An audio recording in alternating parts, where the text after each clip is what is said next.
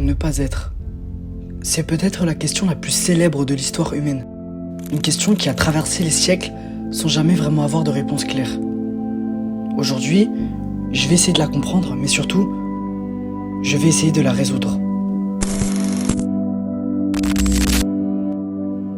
Être, c'est exister, avoir une conscience, un corps, une identité. Ne pas être, c'est disparaître ou ne plus exister du tout.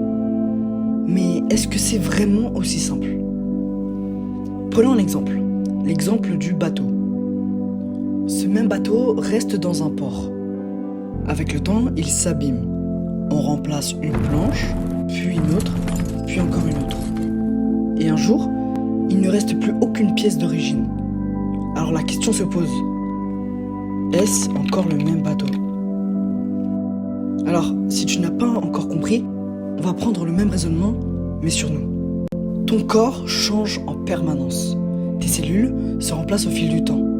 Tu n'as littéralement plus le même corps qu'il y a quelques années. Mais ce n'est pas tout. Dans ton cerveau, il y a des neurones et surtout des connexions entre eux. Les synapses. Ces connexions changent sans arrêt. Elles se renforcent, se modifient, disparaissent, se recréent.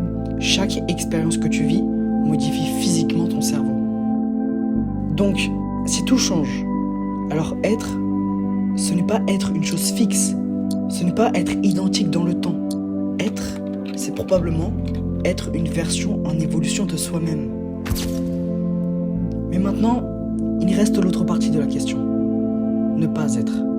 Qu'est-ce que ça veut dire vraiment? Il y a deux façons de voir ne pas être.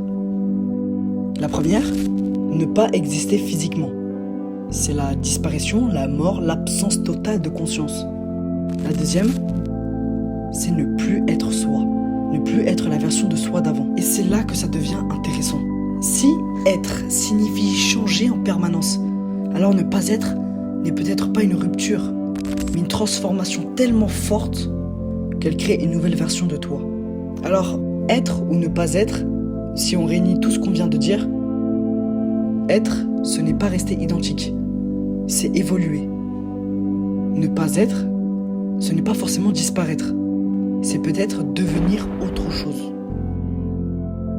Donc paradoxalement, on est toujours en train d'être, en même temps en train de ne plus être ce qu'on était.